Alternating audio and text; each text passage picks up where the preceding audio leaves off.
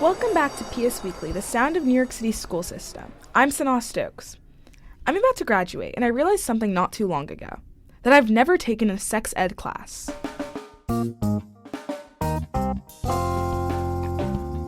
I am Aponi Kafele, and when I was hearing Sanaa speak about it, it actually reminded me a lot of an experience that I had basically my entire public school career. I've been taking sex ed class since middle school, where we learned a lot, I suppose. I mean, we learned how to point out the parts on a gingerbread man, so I guess that helped. But if I really think about if I had a fulfilling and comprehensive sex education, I can't feel like I can say yes. Our different experiences made us wonder how sex ed looks across the city. Okay, I decided to ask students and teachers around my school about their experience. So school. Okay, can you state your occupation for filing? Teacher, a high school teacher. I teach English and theater. And my occupation is teacher. I am a junior, and I'm in 11th grade. So I know in freshman year we were doing advisory sex ed classes. Do you remember when we had like all the yes, bro. Okay. Can you share 3 lessons or activities you did in your advisory sex class? They passed around a dental dam and a feminine condom. They made us watch this video called the teacup video, which basically correlated consent to drinking tea with somebody. I think they had like a wooden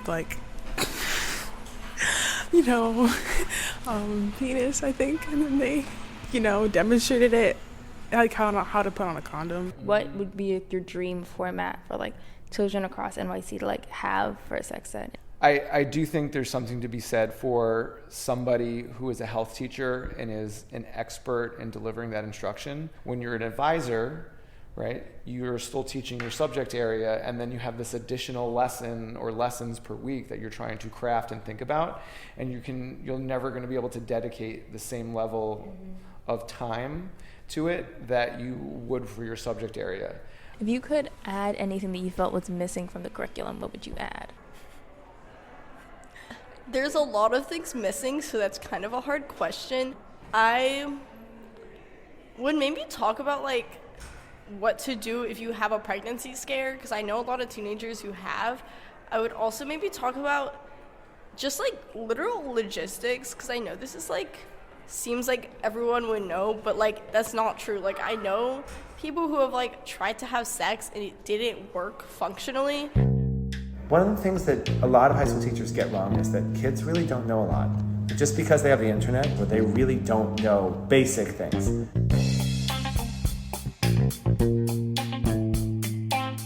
So, it's obvious that there's a lot missing from sex education in New York City. Right, like the state requires that all students receive health education, including lessons on preventing HIV and AIDS. But there's no mandate to deliver separate comprehensive sex education classes. That means it is up to individual schools and teachers to figure out how to teach sex education. And that's a mess. Some elected officials have called attention to the issue. At a hearing last December, City Councilperson Rita Joseph grilled the executive director of school wellness programs about it. But earlier you said this was a priority. So if it is a priority, why we're not prioritizing it? That's what we're working on. That's part of our job. We have to there was such a focus on ELA and math, right, with standardized testing, et cetera, that, we're moving away from that now. We're moving to portfolio work, and we're moving to broader literacy. But there was such an emphasis on testing, frankly, that we fell off.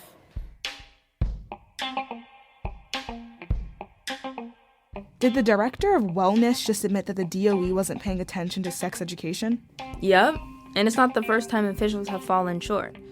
The city convened a task force in 2017 to tackle shortcomings in sex ed, and they released a bunch of recommendations to improve it. But the city never implemented them, according to a recent city council report. More recently, Mayor Eric Adams promised to take a look at the issue. Don't tell me they launched another task force. They launched another task force. And unlike the last time, the new one doesn't even require an expert in LGBTQ health. While the new task force grinds away, I recently spoke with a friend of mine about his experience.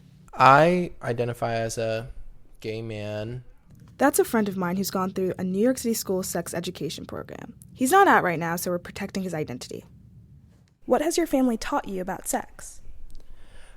From my mom, nothing. We never had a talk. That was like informational, like jokes here and there, definitely about the topic. But with my dad, there was one time where I was in middle school and I just asked questions and he told me things, but it was about heterosexual relationships, so not really much that I can carry on with now. Can you describe the type of sex education, if any, that you have received at your school? So at my school, I had a 2-week course of sex ed in my freshman year. The classes weren't separated by gender, and they were in a normal classroom. They were 45 minutes long.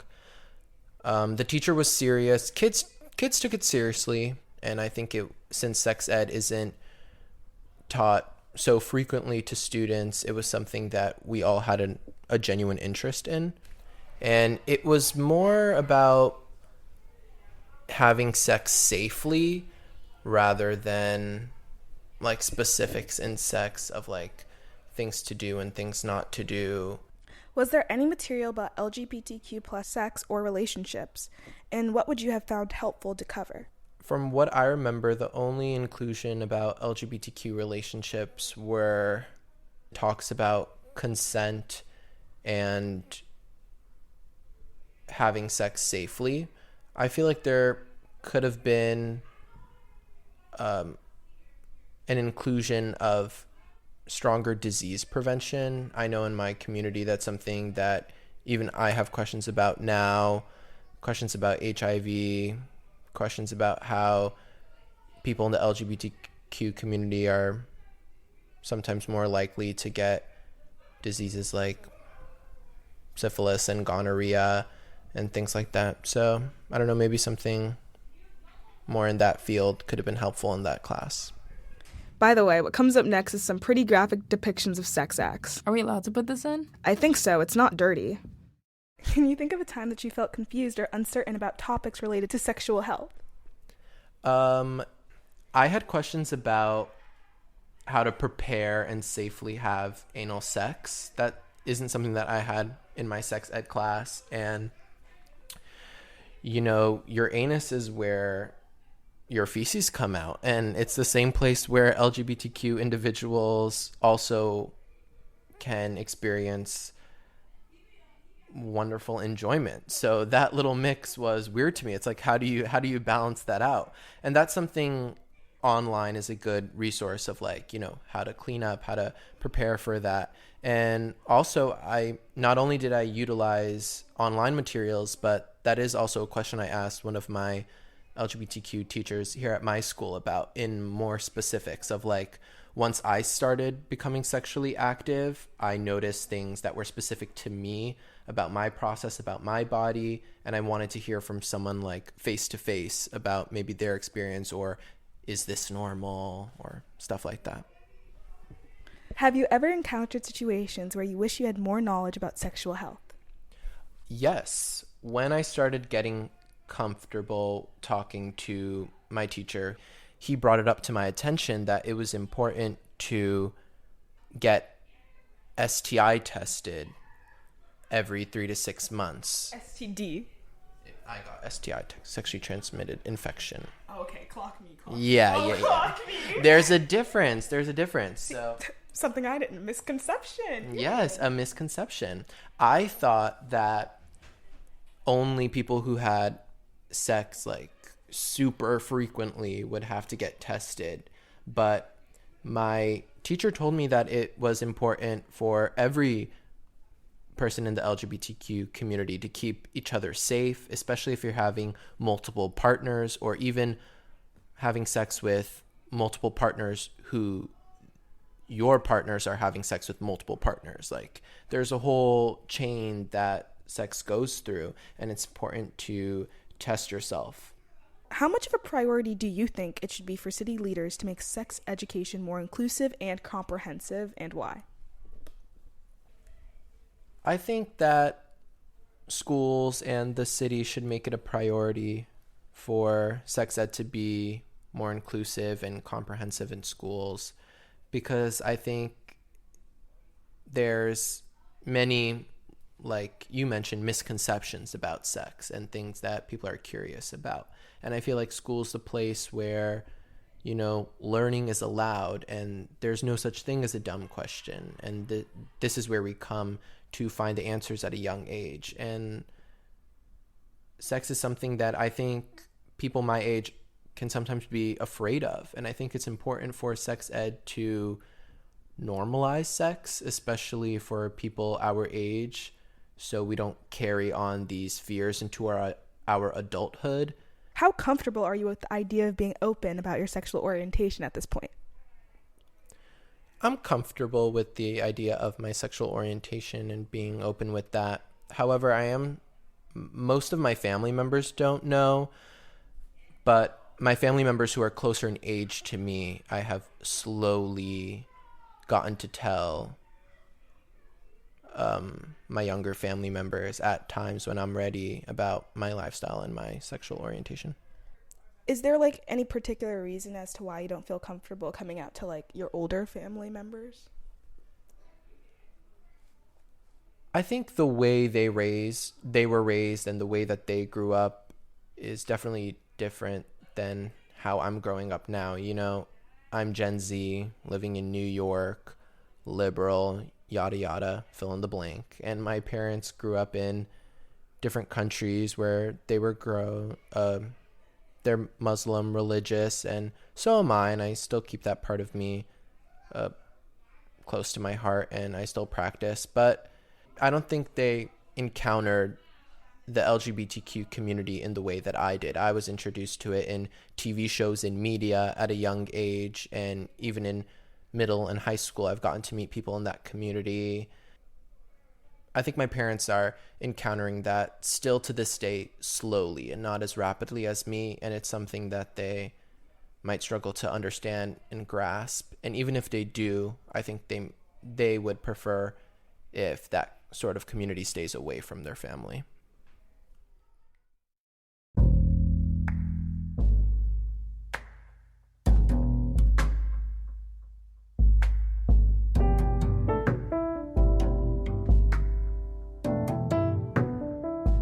That was my friend who prefers to stay anonymous. Coming up, an interview with the teen health strategist at the New York Civil Liberties Union. That's after the break.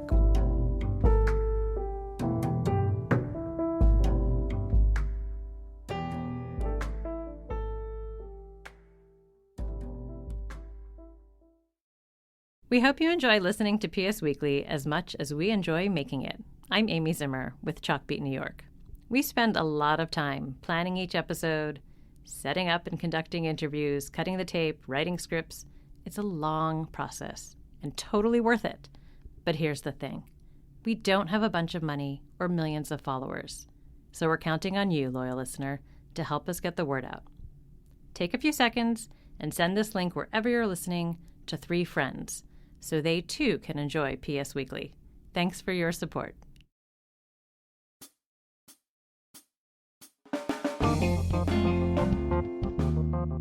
Welcome back to PS Weekly, where Aponi Kafele and I are talking about sex education in New York City schools. I'm Sanaa Stokes. And I'm Aponi. To start to understand what's going on with NYC's sex ed policy, we talked to Ali Ansari. She's been working with the NYCLU to get mandatory and comprehensive sex ed in New York City schools. For over 7 years, she's worked as a teen health strategist at the NYCLU. Do you think we'd have any current misconceptions for CSE, so comprehensive sexuality education? Can you give almost a definition, what it is and what it isn't? Yeah. So comprehensive sexuality education is, and I'll use some keywords, right? It should be K through 12, right? It should be age appropriate, culturally responsive, inclusive of everyone, whether it be LGBT inclusive, racially inclusive, ethnically inclusive, age appropriate, like I said, but we're going to continue to harp on that because some people have their own misconceptions about whether or not it's age appropriate, and medically accurate. And it should also fit, national sex education status, which we have, which someone can look at. It's an actual guide, step by step, that shows you what you should teach, and from kindergarten all the way to 12th grade, and you can follow that, right? And comprehensive sexuality education also helps young people be able to understand bodily autonomy, be able to understand healthy and unhealthy relationships, be able to have healthy communication with partners and friends and family, and also just be able to make healthy, informed decisions about their bodies and about relationships. And I think that if more people realize what it actually teaches, I think more, students and parents would actually be really on board with it. Because why would, someone not want a parent not want their child to learn about consent? Why would they not want their child to learn about education that helps lower instances of intimate partner violence and bullying in school and creates actually, a healthier school climate? You would, but I think the issue is that people don't know that's what sex education actually does. Mm-hmm. And so I think if you have that better understanding, I think more people would be for it, even though most surveys show across, the country, most parents actually do want sex education, right? You just have a really vocal minority that want to be opposed to it, but many surveys have shown 80-90% of parents who have taken those surveys actually want sex education for their students and their children. Speaking of sex education right now, how would you rate isn't the right word. How would you describe the current state of sexual education in NYC public schools? So it's interesting. New York City is slightly different than if you think about in the broad scope of New York State, right? So in New York State, and then we can kind of narrow down New York State. New York State does not require comprehensive sexuality education. All they require is HIV/AIDS education. You're supposed to do about 5 or 6 HIV/AIDS lessons in middle school and high school, and about 5 in elementary. And pretty much that stops there, right? And when it comes to health education, you do about 54 hours of health education instruction in middle school and high school.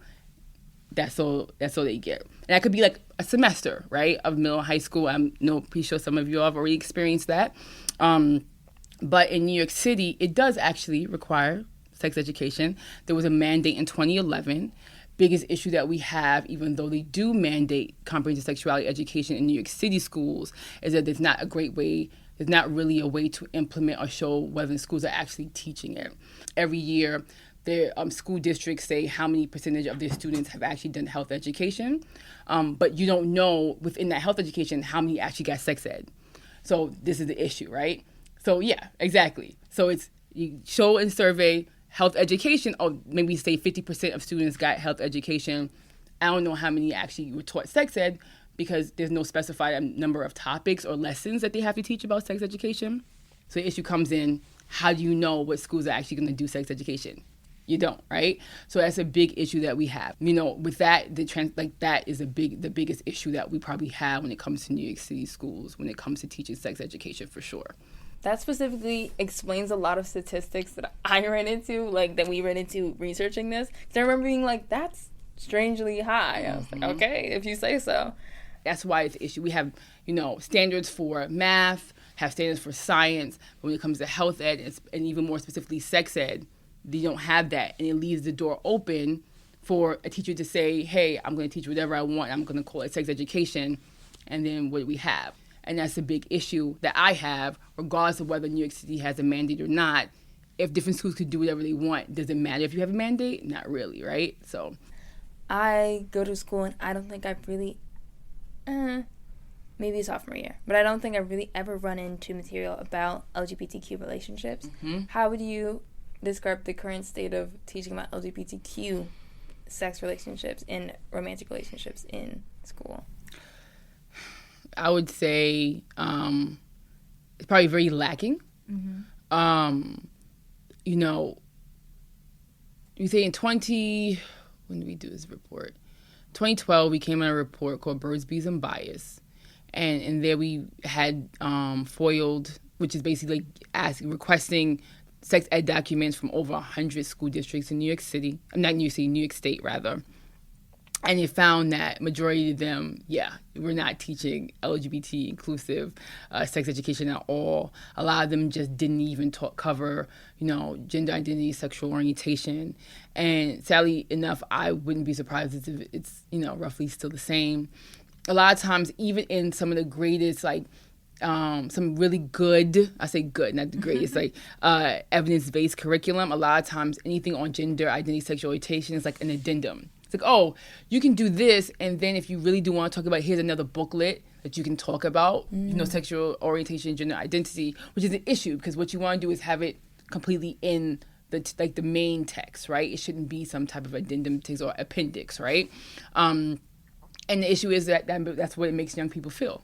It feels like you're an addition. Yes, you feel like you're an addition. Why am I not including this? And you're talking about all your students. I am part of your student body, right? You should be educating me on everything too that has to do with me as well. And I think some of it could just be, not all of it, but some of it could be that sometimes teachers are just uncomfortable. One, talking about sex ed in general, but even more specifically talking about gender identity and sexual orientation or anything LGBTQI inclusive, right?